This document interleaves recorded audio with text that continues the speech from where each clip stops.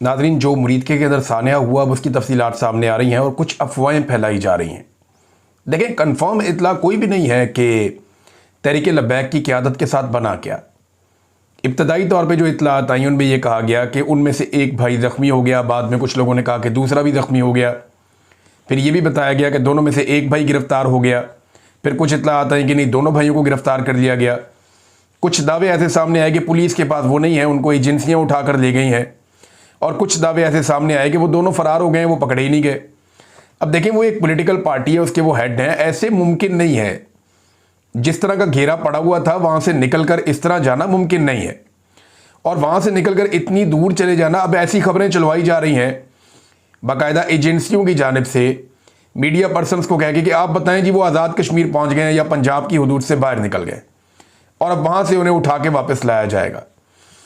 देखिए, ये बड़ी अजीब बात है। आज़ाद कश्मीर जाने के लिए जो रास्ते हैं उन पर बहुत सारी चेक पोस्टें हैं, ख़ास तौर पे आजकल के दिनों में तो बहुत सख्ती है। हाउ इज़ इट पॉसिबल कि वो वहाँ पहुँच गए, और जिस तरह का घेरा पड़ा हुआ था वहाँ से कोई नहीं निकल पा रहा था, ये वहाँ से कैसे निकल गए? ये वो बड़े सवालात हैं जो अब तक कुल मिला के मुझे समझ आती है बात। मुझे ऐसा लगता है कि जब अंधाधुंध गोली चलाई गई, बख्तरबंद गाड़ियाँ आई, और जब चीज़ें एकदम कंट्रोल की गई, लोगों को गलियों में धकेल दिया गया, और जो मेन कंटेनर है उसको आग लगाई गई, उस वक्त कुछ लोग गिरफ्तार हुए। और जो एनी शाहिदीन है उनका कहना है कि 25 से 30 लोगों का एक गिरोह आया था, और उसके बाद हमें कुछ समझ नहीं आई। अब ये अगर गिरफ्तार करके उस वक्त गायब किए गए हैं तो फिर एजेंसियों की तहवील में होने चाहिए दोनों भाई। अब मेरे ख्याल में कि ये फैसला किया गया है कि उनकी कानूनी गिरफ्तारी डाली जाए। अब दुआ मेरी ये है कि सारे सलामत हों। अगर क़यादत में से कोई शख्स जो है वो जाँ बहक हो गया तो एक नया फड्डा पाकिस्तान में पड़ जाएगा। पाकिस्तान की एजेंसियां इससे कैसे जान छुड़वाएंगी, ये एक अजीबोगरीब सिचुएशन है। अगर आज किसी को मसलियतन कोई झूठ बोलना पड़ा या अपनी किसी बात से पीछे हटना पड़ा तो तारीख बड़ी जालिम चीज़ है। कल सारी दुनिया जान लेगी, सबको पता चल जाएगा कि हकीकतन हुआ क्या था। जैसा कि अब हकायक खुलना शुरू हो गए। समा टीवी ये अलीम खान का टीवी चैनल है। अलीम खान वो शख्स है जो प्रॉपर्टी का धंधा करता है, और इसकी एक सोसाइटी बड़ी मशहूर हुई आज से कुछ अर्सा पहले। समा टीवी भी इसका है। ये पार्क व्यू सोसाइटी जहां पे लोगों के प्लॉट और घर सारे डूब गए। तो अलीम खान ने अचानक से अपने चैनल पे पंजाब हुकूमत का ये जो ऑपरेशन था तहरीक लब्बैक के खिलाफ, इसके हवाले से बड़ी अजीबोगरीब रिपोर्टिंग करवा दी। यानी वो चीज़ें मंजरे आम पे ले आए जो बाकी चैनल या अखबारात नहीं कर पा रहे। बड़े बड़े चैनल, बड़े बड़े एंकर वो डर रहे हैं कि यार अगर सच बोल दिया तो मुसीबत बन जाएगी। जो हमारे अपने सोर्सेज के साथ हमारे लोगों की बात हुई वो मैं आपके सामने बाद में रखता हूं, लेकिन अलीम खान का टीवी ये रिपोर्ट कर रहा है, और उन्होंने ईदी आपको पता है पाकिस्तान की सबसे बड़ी जख्मियों को और लाशों को उठाने वाली सर्विस है। उनका जो इंचार्ज है उससे बात की उनके जर्नलिस्ट ने अपने प्रोग्राम में, तो बताया जनाब गवाहियां आ गई वहां से कि 150 गोलियों से जख्मी अफराद को यहां से अस्पतालों में मुंतकिल किया गया, और सिर्फ कोई 150 बंदा मुंतकिल किया गया यहां पे DHQ अस्पताल मुरीदके में, और फिर वहां से वो बंदे भिजवाए जा रहे हैं लाहौर में अस्पताल में। तो एक तो बड़ी तादाद में जो जख्मी हैं जिन्हें गोलियां लगी हैं, या टांग में, पेट पे, कमर में, रानों पे, बाजुओं में, ये वो लोग हैं, सीने में। इनमें बहुत सारों की हालत ख़राब भी है। कुछ जख्मी मामूली थे और कुछ बड़े सीरियस जख्मी थे। ये जो ईदी फाउंडेशन वाले हैं, जो ईदी एम्बुलेंस सर्विस वाले हैं, वो ये बता रहे थे, उनके जो इंचार्ज हैं। साथ उन्होंने ये भी बताया, अलीम खान के चैनल के ऊपर अब ये चीज़ें चल रही हैं, ये मैं नहीं कह रहा, हमारे पास जो सोर्सेज हैं वो मैं बाद में बताता हूँ, लेकिन वहाँ पे भी सैकड़ों लोगों को गोलियां लगने से जख्मी होने की कंफर्मेशन आई। फिर ये बताया गया कि बहुत सारी लाशें थी, और इतनी लाशें थी कि पुलिस अपने साथ लेकर गई। यानी ईदी को अपनी एम्बुलेंस के अंदर लाशें उठाने की इजाज़त नहीं दी गई, बल्कि तमाम लाशें जो हैं वो पुलिस, जिसको कहा गया था कि आपने चाहे वो को क्लियर करना है, वो अपने साथ उठाकर लेकर गई है। अब देखिए, तहरीक इंसाफ तो अपने लापता अफराद या लाशों के हवाले से कुछ नहीं कर सकी ना 26 नवंबर को, क्योंकि तहरीक इंसाफ जिस जगह गई थी डी चौक में, उसको क्लियर करना, काबू करना, लाइटें बंद करना, वहां पे बहुत बड़ा ऑपरेशन किया गया था, बड़ा खौफनाक। और तहरीक इंसाफ की क़यादत ने भी कुछ नहीं किया बाद में। लेकिन जहां पे ये एरिया बहुत बड़ा है, यहां आबादी बहुत ज्यादा है, रकबा भी ज्यादा है, ऐनी शाहिदीन भी बहुत ज्यादा है, तो यहां पे, और लोग यहां रहने वाले भी हैं बहुत सारे, तो यहां चीजें छुपाना इतना आसान नहीं होगा।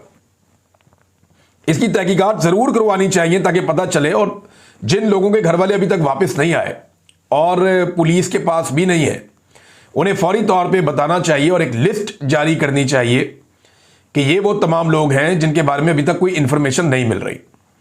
अलीम खान का चैनल ये क्यों कर रहा है, ये बात मुझे समझ नहीं आई। हालांकि वो मौजूदा सिस्टम और एस्टेब्लिशमेंट के साथ बड़े अच्छे ताल्लुकात हैं। मुझे लगता है कि शायद फिर कोई एनओसी फंस गया है, जिसकी वजह से अलीम खान उस्मान बुज़दार के भी बहुत खिलाफ था।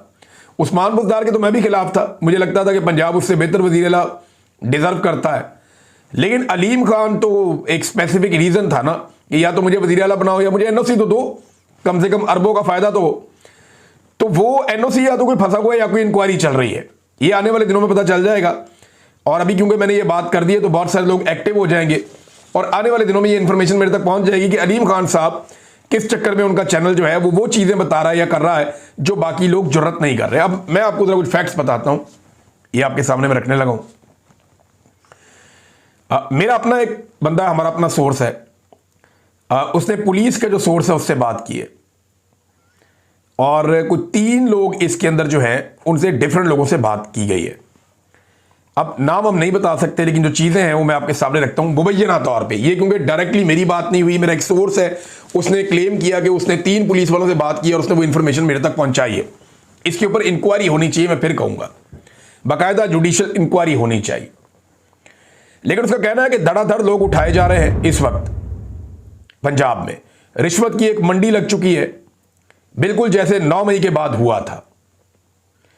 वो ये बताता है कि ऑपरेशन में शरीक और उस इलाके के करीब तैनात पुलिस के 3 एहलकारों से उन्होंने पूछा कि कितने लोग मारे गए, तो तीनों एहलकारों ने जो तादाद बताई है वो कम से कम 60 बताई है। यानी 3 एहलकारों से जो बात हुई उनमें जो कम से कम तादाद है वो 60 बताई है, और ज्यादा से ज्यादा वो कहते हैं 100 से ज्यादा लोग हो सकते हैं जिनकी लाशें वहां देखी गई। अब ये पुलिस वाले सोर्सेज हैं, ये क्लेम मेरे सामने आया। इंक्वायरी होनी चाहिए, जुडिशियल इंक्वायरी होनी चाहिए कि क्या वाकई इतने लोग मारे गए हैं। सवाल है ना, मैं तो वहां नहीं था, ना किसी जर्नलिस्ट को वहां पे छोड़ा उन्होंने कि रिपोर्टिंग कर ले, बल्कि सारे इलाके बंद करके अंदर वो जलियांवाला बाग बना के उन्होंने ऑपरेशन कर दिया। अब रिपोर्ट कर रहे हैं कि 3 लोग मारे गए हैं। वहां हमने तो 3 से बहुत ज्यादा लोगों की लाशें तो हमने खुद देखी हैं, जिनकी तस्वीरें और वीडियोज हैं। लोग अपने मोबाइल फोन बंद करके भाग गए सारे तरीके लब्बैक वाले, उन्हें अपनी अपनी मुसीबत पड़ी हुई है कि ये तो पूरी रियासत पागल हो गई है। तो पुलिस वाले जो हैं वो अपना नाम ना बताने की शर्त के ऊपर ये बात करते हैं कि कम से कम 60 लाशें तो उन्होंने देखी हैं, ये उनका क्लेम है। और ज्यादा में वो कहते हैं जी ये 100 से ज्यादा हो सकती हैं। 7 आरपीओ ने इस ऑपरेशन में हिस्सा लिया, 2 आईजीज, मुतअद्दिद डीपीओज, सीसीडी की जिम्मेदारी लगी कि लाशें और जख्मियों को उठाया जाएगा, जाए वकुआ को क्लियर किया जाएगा। दर्जनों लोगों की हलाकत गलियों और प्लाटों और ग्राउंडों में खून बह जाने के बायस हुई है, क्योंकि गोलियां लगने के बाद लोग जान बचाने के लिए मुल्का गलियों और मोहल्लों की तरफ भागे थे। उनको उठाकर ले जाया गया था। तिब्बी इमदाद का कोई बंदोबस्त नहीं था और तिब्बी इमदाद इनको ना दी गई। पुलिस और रेंजर्स खून के निशान फॉलो करके जख्मियों और लाशों तक पहुंचती रही है। 13 अक्टूबर को ऑपरेशन होने वाला पूरा दिन और अगली रात, सारी रात 13 और 14 की जो दरमियानी रात है, और 14 अक्टूबर का पूरा दिन रेंजर्स और पुलिस पूरे इलाके में सर्च ऑपरेशन और क्लियरेंस ऑपरेशन करती रही है। इलाके में शदीद खौफ व हरास, और जिसको वो मशकूक समझते थे उसको उठा लेते थे। ये वहां हो रहा। अब पुलिस ने दोबारा दिहाड़ियां शुरू कर दी हैं, जैसे 9 मई के बाद की थी। बंदा उठाया जी, फिक्स कर देंगे 9 मई में, तो इतना पैसा दे दो। बंदे बेचारे पैसे देते थे। अब तहरीके लब्बैक वालों को भी ऐसे ही ब्लैकमेल किया जा रहा है। घरों में घुसकर तलाशियां हो रही हैं, सर्च ऑपरेशन हो रहे हैं। खदशा है कि जिन जख्मियों को जाए वकुआ से लाशों के हमरा उठाया गया वो भी शायद ज्यादा जिंदा नहीं है, क्योंकि वो एक ऐनी शाहिदीन है। इस किस्म की बातें भी की जा रही हैं। बहरहाल सोशल मीडिया पे एक ऑपरेशन अब किया जाएगा कि सोशल मीडिया पे जिन लोगों ने कहा कि इतने बंदे मर गए, इतने मर गए, उन बंदों को उठाया जाए, उनको काबू किया जाए। भाई इसके ऊपर एक जुडिशियल इंक्वायरी करें, जो लोगों से पूछें, लोग अपनी दरखास्तें भेजें, लोग वहां पे दरखास्तें भेजें कि जनाब मेरा ये प्यारा ये गया था धरने वाली जगह पे, अभी तक वापस नहीं आया। तो जुडिशियल कमीशन जो है वो चेक करे तमाम इदारों के पास कि वो किसी की हिरासत में है। अगर वो किसी की हिरासत में नहीं है तो फिर बंदा कहां गया, ये इस तरह पता चलेगा कि बंदे किधर गए। इसके ऊपर ये मट्टी डालने के चक्कर में है कि सारे मामले को छुपा ले, बच जाने वाले सपोर्टर हैं वो सारे गायब हैं। अब ये चीजें मैं आपके सामने रख रहा हूं और इस वक्त भी टीवी पे खबरें चलाई जा रही हैं कि जल्द पकड़ लिया जाएगा रिजवी बरादरान को, और मेरी इतला के मुताबिक पकड़ा नहीं जाएगा, गिरफ्तारी डाल दी जाएगी जैसे नॉर्मली होता है। जो इंतजार पंजूता के साथ हमारे साथ माजी में अगर ये ना हुआ होता ना पाकिस्तानियों के साथ, तो हम कहते कि शायद, अब हम इतने यकीन से पता क्यों कहते हैं, क्योंकि ये बार बार हुआ है अहमद नूरानी के भाइयों के साथ, ये इंतजार पंजूता साहब के साथ और बेशुमार लोगों के साथ बार बार ये किया गया कि जनाब ये पुलिस ने बरामद कर दिया जी, बंदा आ गया वापस, ये नहीं बंदा शुमाली इलाका जहां चला गया था वापस आ गया जी। अब इन्हें कश्मीर के खाते में डालने की कोशिश की जा रही है अपने बंदों के जरिए से, लेकिन ये ऐसा होना नहीं है। खबरें चलवाई जा रही हैं इस हवाले से